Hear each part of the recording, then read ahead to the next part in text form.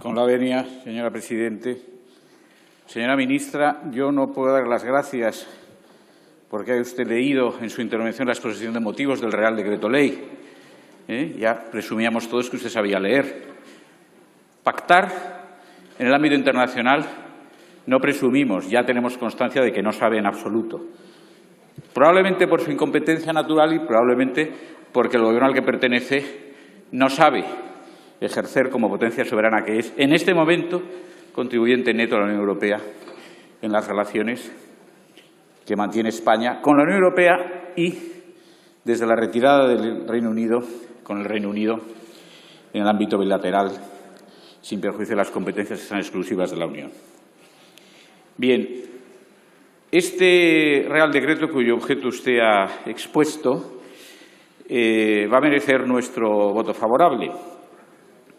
En primer lugar, por una razón de política general o por una cuestión atinente a una postura política general en materia de Unión Europea. En contra de lo que se dice, Vox no es un partido anti-Unión Europea.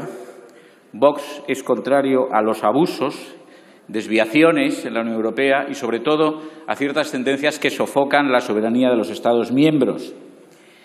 Tampoco compartimos, por cierto, las críticas que se hicieron desde la Unión Europea al referéndum sobre el Brexit que se celebró en el Reino Unido y, por lo tanto, las críticas al pueblo británico y, por lo tanto, a la soberanía británica. No sabemos con qué fundamento de legitimidad democrática se hicieron aquellas críticas. Creemos que, por el contrario, eran críticas, desde luego, muy contrarias a un elemental principio democrático, que no puede nunca ignorar la soberanía del pueblo, en este caso expresada en un referéndum. Bien. Este Real Decreto, en síntesis, regula algunas cuestiones para la hipótesis post-Brexit, principalmente sin acuerdo de una nueva relación comercial entre el Reino Unido y la Unión Europea, que es una hipótesis que no se va a verificar, porque ese acuerdo ya se ha celebrado y está simplemente en este momento sujeto a la autorización parlamentaria del Parlamento Europeo, no así del Parlamento británico, que ya lo ha aprobado.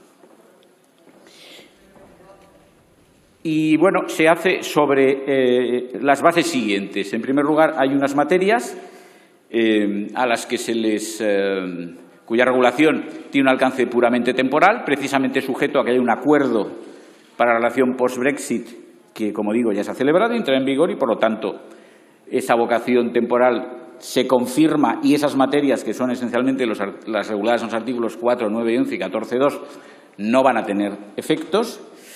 Y luego hay otras materias que están ajenas a esta limitación temporal, es decir, que tienen una vocación definitiva, pero que, como principio, el Real Decreto condiciona a la reciprocidad de la práctica de la regulación por el Reino Unido, lo que nos parece razonable y sensato. Hay excepciones a esto, hay excepciones.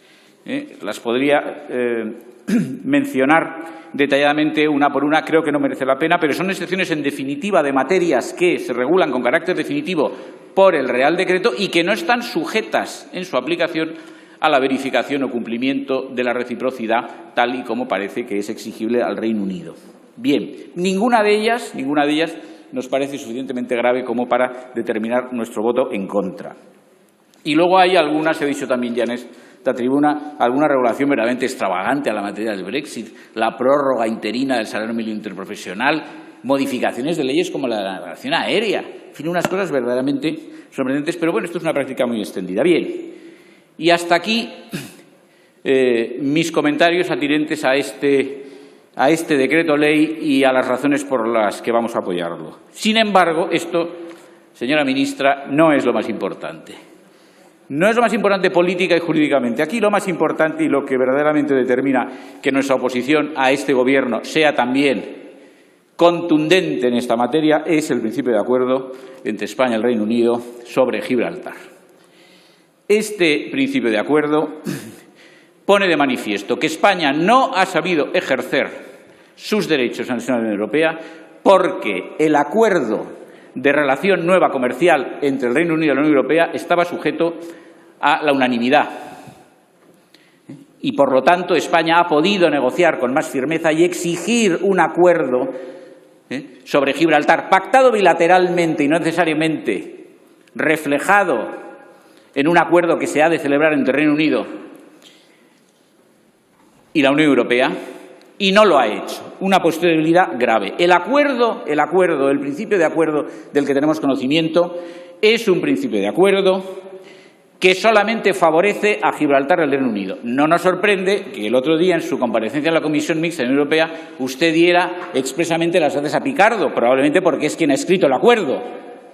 No tiene otra explicación posible. No podemos reputar tan incompetente al Gobierno como para saber negociar, de modo que el contenido de lo negociado solamente favorezca a Gibraltar. Esto es inconcebible. Es inconcebible. Es claro que la Unión Europea ha accedido en la negociación con el Reino Unido a los efectos del establecimiento de la relación comercial nueva, ha accedido a una exigencia de negociar el Reino Unido que ha sido objeto de un acuerdo separado, pero cuyo contenido era, por parte del Reino Unido, solicitar a la Unión Europea que impusiese a España, políticamente, el acuerdo sobre Gibraltar que el Reino Unido quería. Es decir, este principio de acuerdo es lo que se llama un negocio jurídico impuesto en una negociación inadmisible para los intereses españoles.